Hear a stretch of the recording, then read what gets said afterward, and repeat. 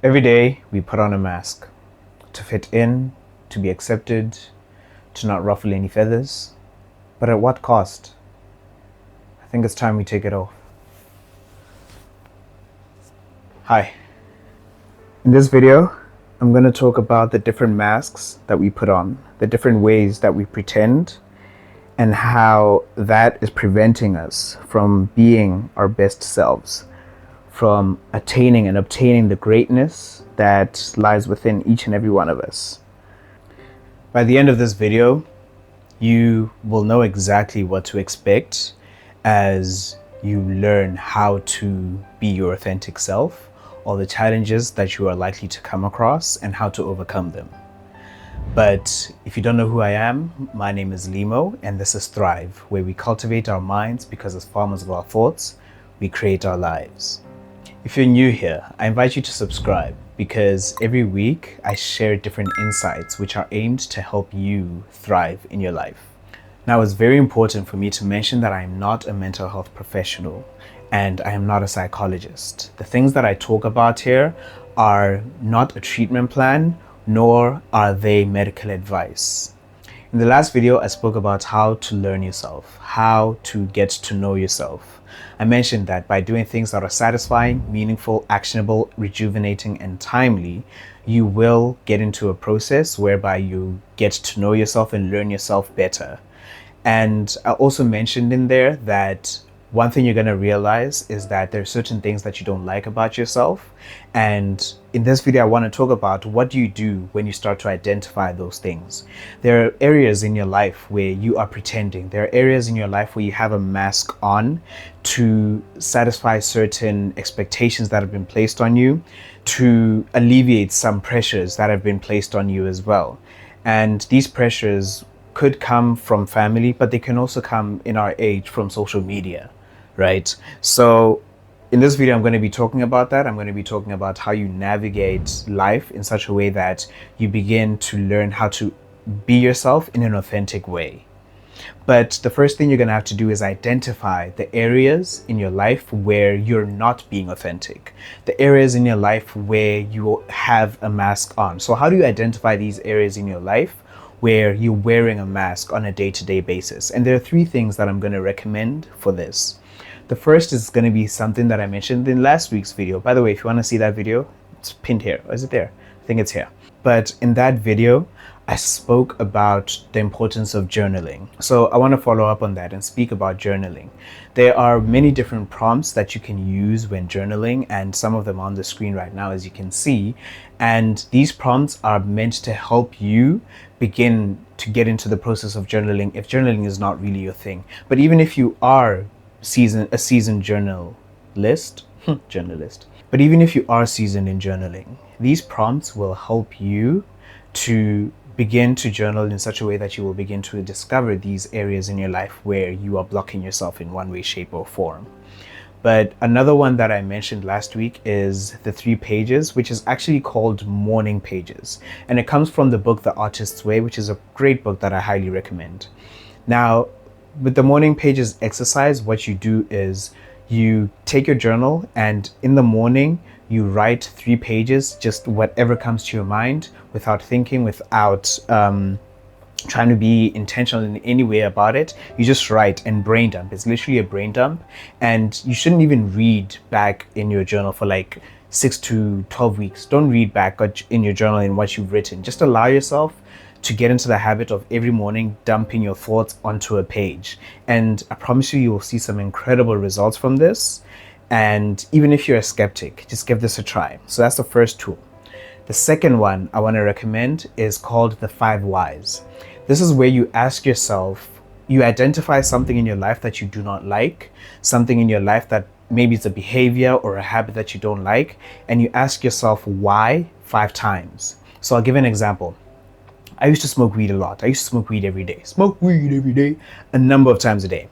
And I didn't like that. So I did this exercise. I asked myself, why do I smoke weed every day? And then what you will realize is you will give a surface level answer in the beginning. I smoke weed because it calms me down. Okay, why do I feel the need to smoke weed to calm down? Okay, I feel that I'm under pressure a lot. There's a lot of things that are just putting me under pressure, and weed helps me to just relax and be able to do the things that I need to do. Okay, why do you need weed to relax, to do the things that you need to do? Okay, when I smoke weed, I feel I feel more calm about the things that I need to do, and they're not so overwhelming to me. Okay, why does weed make you feel that these things are not so overwhelming? What makes them overwhelming? Eventually, I got to the point where I realized that the reason that I smoked weed every day is because I didn't want to feel the negative feelings that I was feeling around the things that I wanted to do. And what weed was doing is what weed does. It makes you passive. Makes you passive to everything in your life, and everything's like, oh, no, it's fine. I'll do that tomorrow. And so I was using weed to run away from the negative emotions, from the anxiety, from the fear of failure, from the fear of success, from the fear of everything that I wanted to do, from all the negative emotions associated with everything that I wanted to do. So when you do the 5 whys exercise, you will realize that your first few answers are surface level, but when you dig deeper into why you do this thing, you'll get, by the time you get to the 5th why, you'll get to a root answer. And that will allow you to identify, okay, the real issue is this, right? And then the 3rd one I'm going to recommend is shadow work.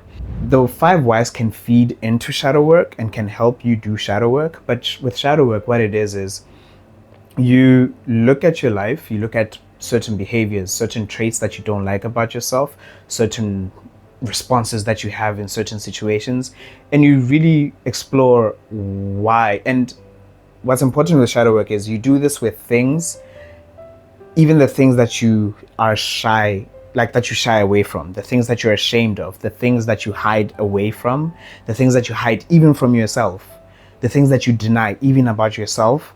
You really ask yourself questions around these things. You really explore these things. Where do they come from? In what circumstances do I find myself doing this thing? If it's a certain habit that you have or a certain behavior, in what situations do I find myself doing this thing? And what are the things that lead me to do this thing that I do not like, right? Why do I, which again is why I was saying the 5 whys can help. Why do I do this thing? What leads me to me doing this thing? And so with things like shadow work, right? And maybe I'll make a whole video about shadow work. If you'd like to see that, let me know. But with things like shadow work, with things like the 5 whys, with journaling, you're really going to start to identify where your masks are. You're going to start to see where it is that you have a mask on, where you're pretending, and then you're going to be able to start to acknowledge the areas where you're pretending, the areas where you're even lying to yourself. And this is really important because it will then allow you to start living a life that is more authentic. And when you start taking off the mask and you start living more authentically, boy, things really, like, your life improves in all aspects very significantly. And I'll mention 3 ways that your life is going to improve. First, you're going to realize that you're going to have much better mental health, because the inauthenticity with which you live right now is actually contributing to a lot of the stress, a lot of the anxiety, and for some people, a lot of the depression that you're facing. And so when you start to take off this mask, you're going to see your mental health improve. You're seriously going to see it improve. But again, and I've said this pretty much every week, it takes time, but you're really going to see your mental health improve. You're going to see your mood, your general mood improve. You're going to see your health generally just improve. Your mental health is gonna thank you for allowing yourself to be authentic. So that's the first thing. The second thing you're gonna realize is your relationships are gonna improve. They're gonna become deeper and they're gonna become better. And the reason this happens is because you're now going to form relationships from a place of authenticity. It's really going to be you forming these relationships, because the relationships you have right now, they are formed from an inauthentic you. Heck, I'll even say from a fake you. It's not the real you that has the relationships that you have now. And one thing that you're going to go through that's a bit difficult is you're going to lose some relationships. Some people are not going to be able to handle the authentic you. Some people are not going to be able to handle the greatness that will come from you being authentic. And that's okay. Not everybody is meant to be a part of this journey that you're going to be going on. Not everybody is meant to be with you as you become your authentic self, because Just as you don't get along with everybody, not everybody's going to get along with you. And some of the people who are not going to get along with you are the people who are getting along with the inauthentic you, the people who are benefiting from the inauthentic you. But what's going to start to happen is you're going to form authentic, genuine relationships with the real you, and you're going to enjoy them so much more, because when you're the real you, remember, your mental health is better, you are feeling great. So when you are coming with it from this place where you're feeling so incredible and you're feeling incredible as an authentic you, you're going to realize your relationships are going to be so much better. And then the third thing you're going to realize that's really incredible is that God, Allah, Buddha, the universe, whatever you believe in, is going to start responding to you, responding to your dreams. You're not only going to invite and manifest better relationships, but you're going to invite and manifest greater opportunities. Opportunities that are going to make your life incredible. They're going to make your heart sing. And that is because the universe, God, Allah, Source, responds to your authenticity. The universe responds to your authenticity because your authenticity is in tune with the universe. And so when you're being your authentic self, the universe is going to open doors, even in places where you didn't even think that doors are going to be opened. You're going to find yourself in situations and circumstances that you never even imagined were possible. That is the greatness that is going to come from you being your authentic self. However, just because you've identified your areas where you're perhaps not being authentic, and yes, I've told you the greatness that's going to come, but how do you actually be yourself? How do you actually be? Because the thing is, there is a gap right now between where you are and that place that I'm telling you you're going to get to. There is a gap. And in between this gap is the fact that you're going to have to be yourself. You're going to have to learn to be yourself. So how do you do that? Now that you've recognized the areas where you're wearing a mask, how do you actually begin to take it off? I'm going to recommend 3 things that are really important for you to do in this time in between where you are and where you're going. These are things that you're going to keep getting better at. They're things that you're going to keep doing and keep getting better at. And the first one is the most important. If there's one thing I want you to take away from this video, is this first point I'm going to make. And it's based off of a book of the same title. The first thing you're going to have to do is give yourself permission to feel. You're going to have to give yourself permission to feel, particularly give yourself permission to feel those negative emotions that you have been ashamed to feel, that you have run away from, that you have pretended to yourself that you're not feeling. If you're jealous of someone, your jealousy could be an indication of an area in which you feel that you could actually be exercising your creativity. If you're angry at someone, your anger could be an indication of a place where your boundary has been crossed. If you're sad, your sadness is an indication possibly of an area in your life where you're not fulfilled. It's important for you to give yourself permission to feel the emotions any emotion that arises. It's important for you to give yourself permission to feel these emotions, because these emotions are part of the human experience as well. And in order for you to be an authentic human, you need to be able to face, deal with, and embrace the negative emotions that come with being you, because that's part of who you are. That's part of what makes you, you. And so it's very important for you to give yourself the permission to feel the feelings that you have. Allow yourself and tell yourself that it's okay to feel what you're feeling, because it is. You have the right to feel whatever you're feeling. Your feelings are a response to the world around and inside of you. And shying away from them is not going to help you live your life in an authentic way. So give yourself the permission to feel whatever it is that you're feeling. Like I said, this comes from a book called Permission to Feel, and I really recommend you read that book, because it will really dive into how do you teach yourself to feel the feelings that you're feeling. So not just with the negative emotions, but even with the positive ones, there are some positive emotions you might need to teach yourself that it's okay for you to feel. Perhaps you've been ashamed for feeling a certain way because Some people will make you feel ashamed for some of the great things that happen in your life, for example, and so you feel you cannot celebrate yourself. Give yourself permission to feel proud of yourself when you've done incredible things, and even when you've done little things, but give yourself permission to feel. That's the first one. The second one that I'm gonna suggest you do in order to really begin to take off this mask is to respect your boundaries.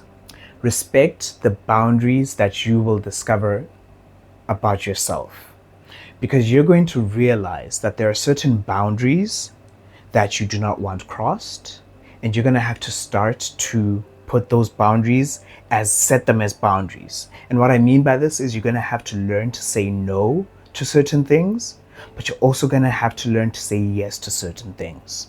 There are certain dreams and desires that you have not given yourself permission to pursue, and you're going to have to start saying yes to those dreams. At the same time, there are things that you do right now, like for example, the behaviors I spoke about. You're going to have to start to say no, and not just no to other people. There's not just about other people, saying no to other people, saying yes to things with other people. It's about saying no to yourself as well.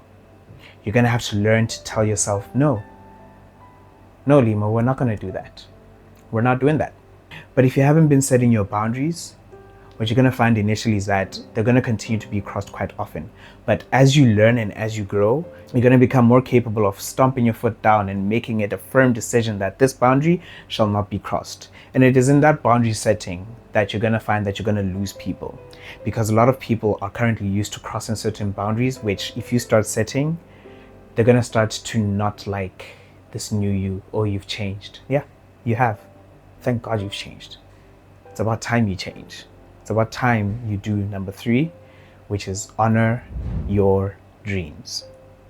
You have certain dreams that have been given to you from source, and it's very important for you to honor those dreams. It's very important for you to honor those dreams because they came to you because you can make those dreams a reality. The world needs you to make your dreams a reality. And you can make those dreams of yours a reality. Yes, you'll lose people along the way. Yes, it will not be easy. Yes, there are certain challenges you're going to go through in your pursuit of this dream, but it was given to you because you are capable of turning that dream into a reality. Nobody else. That's why it's your dream. And so in order for you to start to authentically be yourself, you're going to have to start to honor your dreams. And I'd actually like to know in the comments, what is one dream that you have that you would like to start pursuing? If you've liked the things I've spoken about so far, I'd like you to click the like button to let me know. But look, being your authentic self, it's not easy. Being your authentic self is quite challenging, but it's incredibly, incredibly rewarding. And so I invite you to actually learn to be yourself. And it's okay for you to be yourself, whatever yourself is. It's okay for you to do things that are satisfying, meaningful, actionable, rejuvenating, and timely for you. That was the topic of last week's video. And if you want to learn more about that, click right here. But otherwise, have a wonderful day and thank you so much for watching.